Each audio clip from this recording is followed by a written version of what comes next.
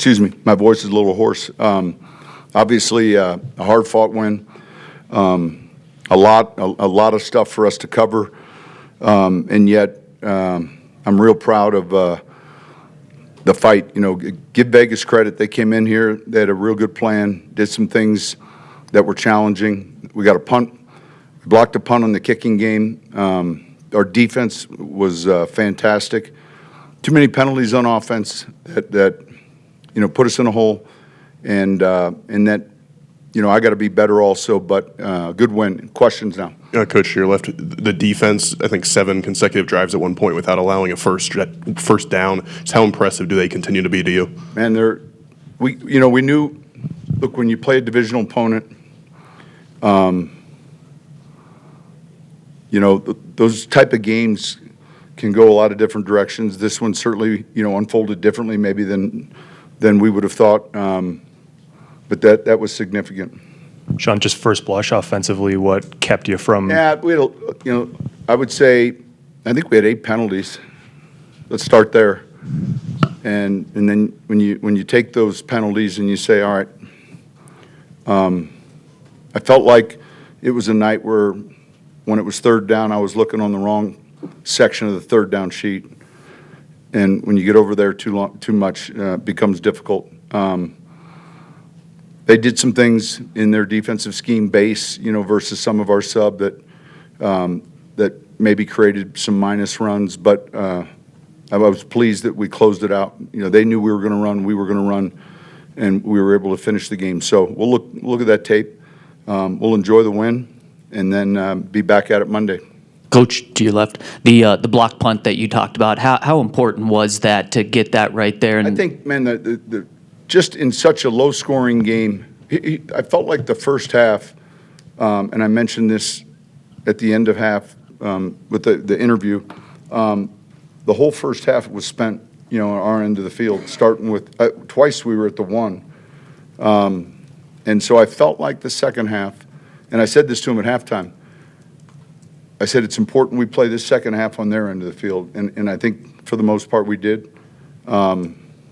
It was a little windier than maybe expected, but yeah, I think the field position was something we felt would be real important, and so when you block a punt, I mean that's significant.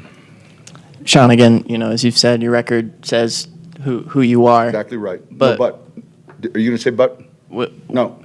What's your question? Are you comfortable with the script of just kind of how these games continue to be won? We're never comfortable as coaches, but there's no buts. So you're asking, am I comfortable as a coach? We're never satisfied. If my answer were to you, I'm comfortable, that'd be silly, right?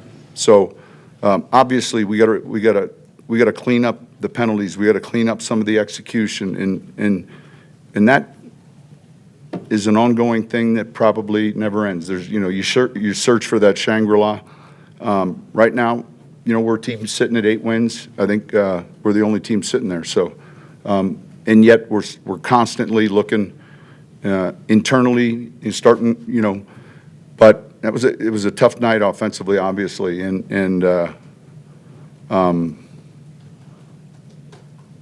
you know, and I give them credit. You know, they did some things differently that we hadn't seen, and you know, you start looking at your call sheet with your sub plan, and so we'll look at that tape and we'll learn from it. We always will. Coach, you mentioned it was a little windy. How did that impact your play calling, your offense, and even cross shot and punting? I felt like, honestly, usually here, the forecast, the wind dies down as it gets later. So I wouldn't have considered the first half windy. I would have just said in the second half it started picking up. Look, they had a chance at a field goal to tie.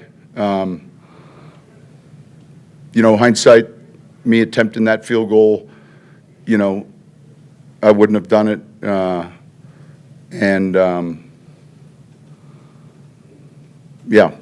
but I don't think the wind was the reason that game was a low-scoring game. I think both defenses played well.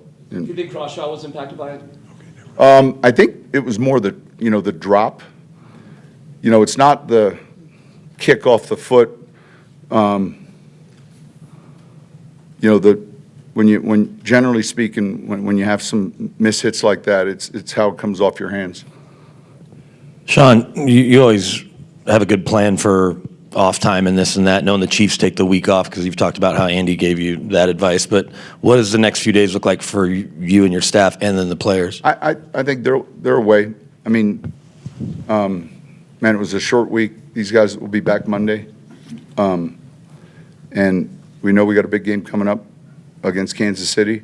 So, yeah, the staff and the players will have this time away. And then, one of the tough things about Thursday night football is the short week and in the preparation. The positive is then after the game, if obviously if you win, you have that mini bye, but the turnaround's tough, and guys handled it well.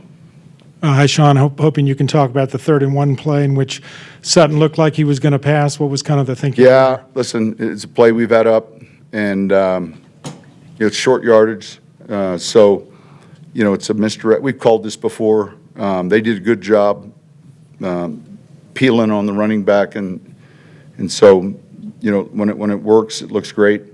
And Cortland was smart not throwing it. That's exactly what happened.